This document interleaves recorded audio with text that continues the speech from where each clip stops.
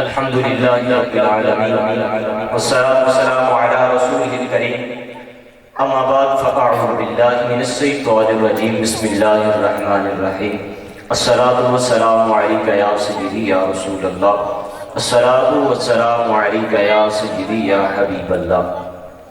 سب سے پہلے میں درود پاک کی فضیلت کے متعلق ایک واقعہ آپ کو سناتا ہوں۔ ایک شخص تھا جو رات کو سویا اور اس کے خواب کے اندر ایک ڈرونی شکل کی بلا ہے، اور اس کے خواب میں آئی تو وہ بندہ ڈر گیا، گھبرا گیا۔ تو اس نے خواب کے اندر ہی سوال کیا کہ اے بلا تو کون ہے؟ اس نے کہا کہ میں تیرا برا اعمال ہوں۔ اب وہ جو شخص ہے جس کو خواب آیا ہے وہ کہتا ہے اگر میں تجھ سے پناہ چاہوں تو کون سا عمل کروں؟ تو بلا کہتی ہے تو مصطفیٰ پہ درود پڑھنا شروع کر دے، میں دور ہوتی جاؤں۔ تو پتہ چلا کہ بری اعمال اور گناہ بھی معاف ہوتے ہیں مصطفیٰ کی ذات پر درود پڑھنے سے۔ محبت سے پڑھیے الصلاۃ والسلام علیک یا سیدی یا رسول اللہ، الصلاۃ والسلام علیک یا سیدی یا حبیب اللہ۔ بڑے بد نصیب تھے ہم جو قرار تک نہ پہنچے، بڑے بد نصیب تھے ہم جو قرار تک نہ پہنچے، درے یار تک تو پہنچے پر دلے یار تک نہ پہنچے، درے یار تک تو پہنچے پر دلے یار تک نہ پہنچے۔ آج میری گفتگو کا عنوان عشق مصطفیٰ صلی اللہ علیہ وآلہ وسلم ہے کہ مصطفیٰ کریم صلی اللہ علیہ وآلہ وسلم کے نام پر مر مٹنے والے کتنے جذبے والے ہوتے ہیں۔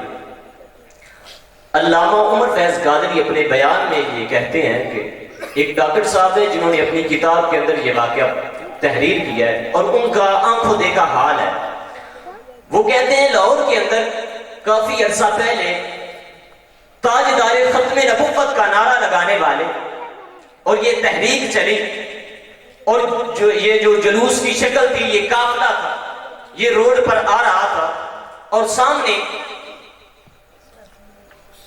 جو پولیس والے ہیں انہوں نے ایک لائن لگا دی اور اعلان یہ کر دیا کہ جو آدمی اس لائن کو کراس کرے گا ہم اس کے سینے میں گولی لگا دیں گے۔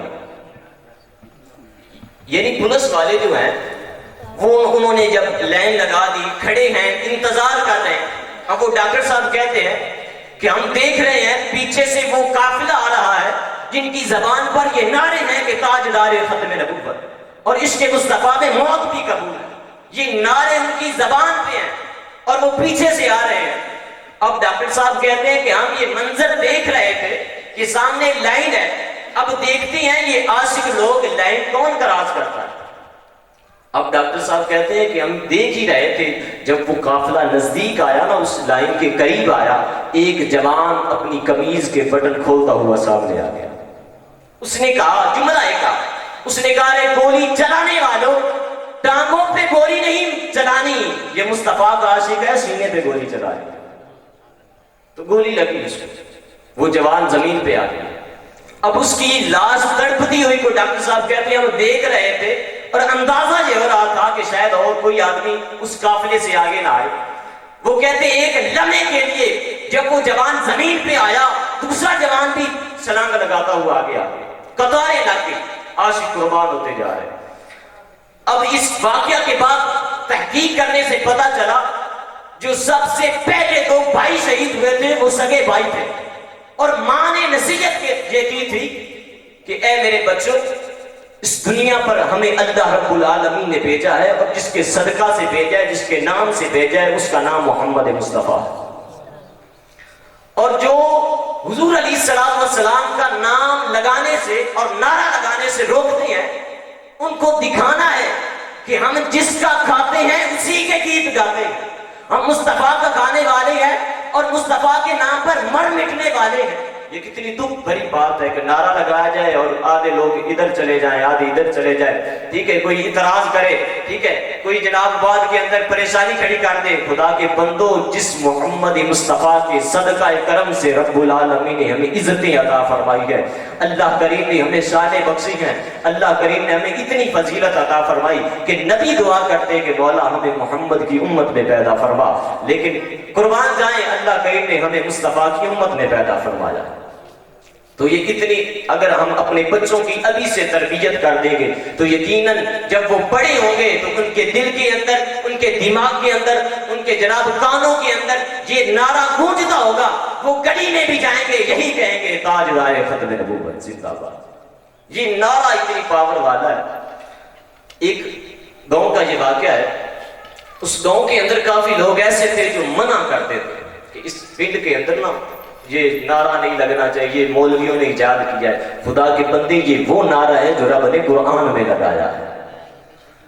اور اس گاؤں کے اندر ایک عاشق رسول رہتا تھا، اس کی یہ دل کی تمنا تھی، یہ تڑپ تھی کہ کاش ایسا ہو جائے کہ اس گاؤں کے اندر، اس پنڈ کی گلی گلی میں، کوچے کوچے میں میرے آقا کے نام نعرے کو بلند کیا جائے۔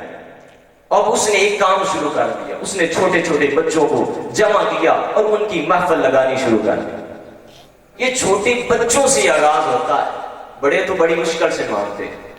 جب انہوں نے چھوٹے بچوں سے آغاز کیا، ایک ماہ گزرا ہے، ایک مہینہ گزرا ہے، اب انداز دیکھے وہی گاؤں ہے اور وہی پنڈ ہے اور لوگ اعتراض کرنے والے زندہ ہیں، اور ان کی آنکھوں کے سامنے اس گاؤں کی گلی گلی میں، کوچے کوچے میں، جہاں وہ بچے کھیلا کرتے تھے، میدانوں کے اندر جہاں وہ جناب دوڑے لگایا کرتے تھے، وہ فٹ بال کے میدان جہاں کرکٹ میچ کھیلے جاتے تھے، اب وہی میدان ہے، وہی جناب گلیاں ہیں، وہی بازار ہیں۔